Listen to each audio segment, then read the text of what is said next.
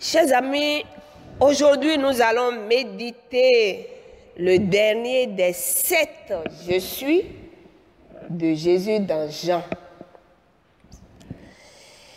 Et pour rappel, nous avions médité, prié avec « Je suis le pain de vie »,« Je suis la lumière du monde »,« Je suis la porte »,« Je suis le bon berger », je suis la résurrection et la vie. Je suis le chemin, la vérité et la vie. Aujourd'hui, nous allons parler de Jean 15, verset 1, où Jésus dit « Je suis le vrai cep ». Est-ce que quelqu'un a préparé une prière? Merci, Jacqueline. Qui d'autre?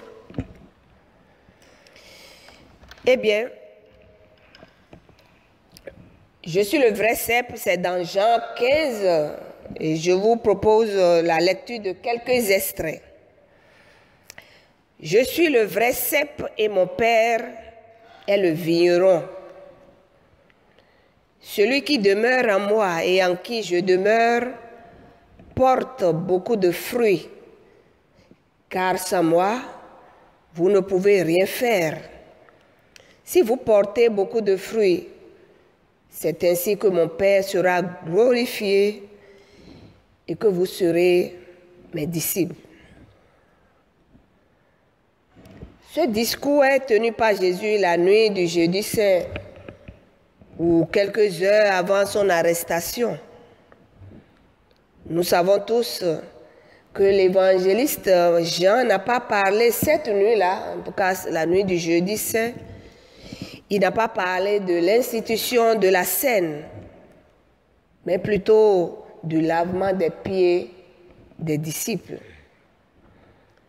Et lorsqu'il utilise cette image de cep, de vigne ici, beaucoup d'interprètes se demandent la circonstance extérieure qui l'a amené à se présenter sous cette image. C'est comme si Jésus a nécessairement besoin d'avoir un objet matériel sous les yeux pour en faire une image. Mais non, il n'en a pas forcément besoin. Et pour exemple, on peut noter l'image de son union avec ses disciples où il dit par exemple, je cite, « Je ne vous laisserai pas orphelins, je viendrai à vous. Si quelqu'un m'aime, il gardera ma parole et mon Père l'aimera. Nous viendrons à lui et nous ferons notre demeure chez lui. » Jean 14, 18 et suivant. Et donc la Trinité en nous. Quel objet extérieur a pu amener Jésus à prendre cette image? Je ne vois pas. C'était une parenthèse et je la ferme. Revenons alors sur notre thème, je suis le vrai cep. Le cep, c'est le pied de vigne. C'est une image du Seigneur.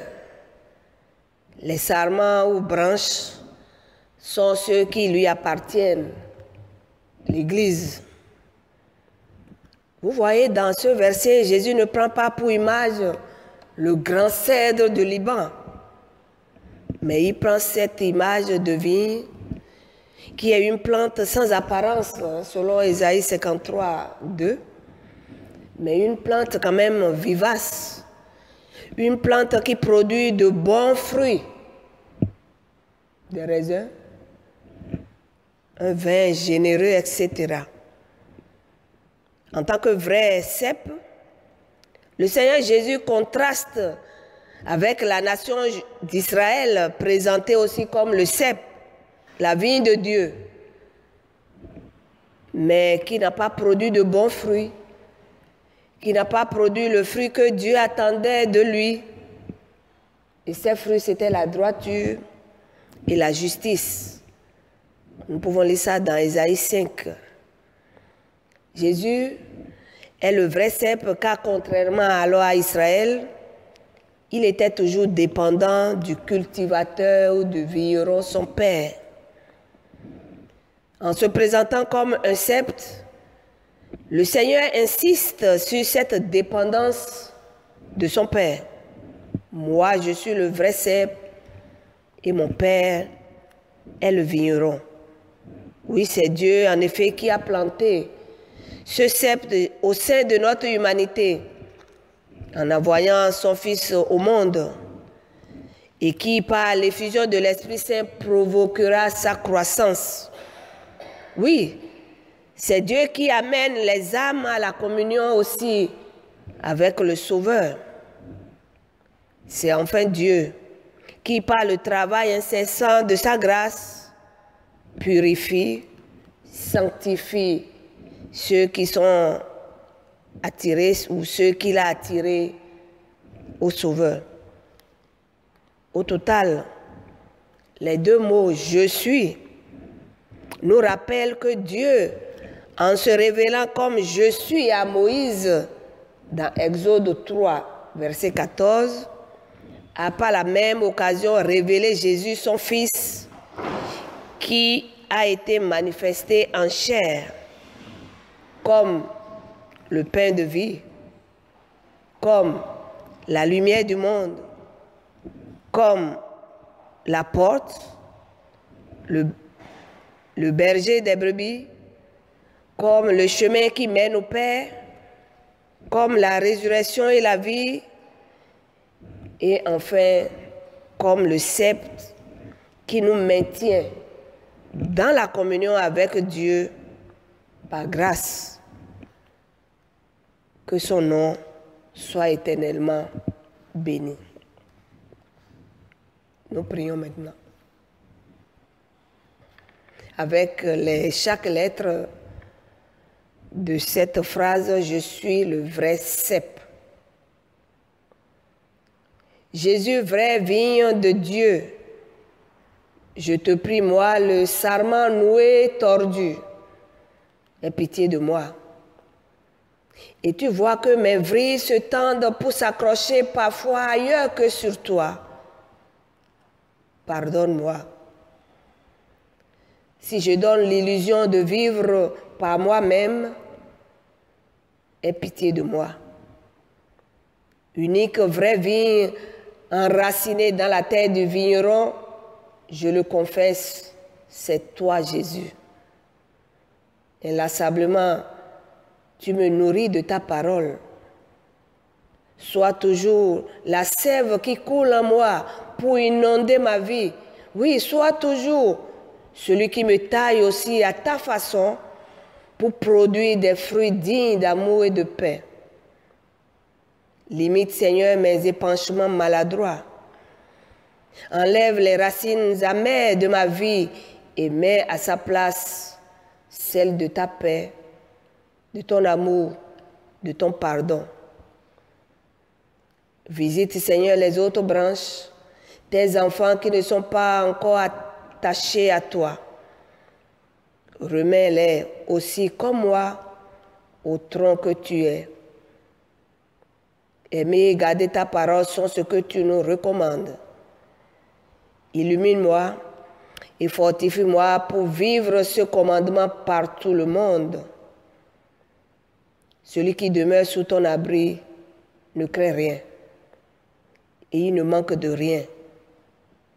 Paix dans mes fins, sécurité berger sur mes chemins, résurrection et vie éternelle dans mes morts, lumière dans mes nuits et cep qui me maintient attaché et me nourrit de la sève. Parole de Dieu, c'est toi Jésus, toi qui es le même hier, aujourd'hui et pour toujours. Amen. Je n'ai pas utilisé aujourd'hui le sens de la prédication, de l'intervention de Chantal. J'ai plutôt orienté la prière sur ce que je vis, sur ce que nous vivons aujourd'hui. Donc je suis le vrai cep.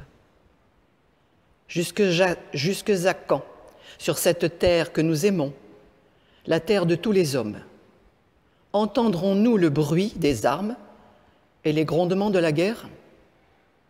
Seigneur, vois comme notre monde sombre dans la nuit. Après la pandémie, voilà la guerre à notre porte.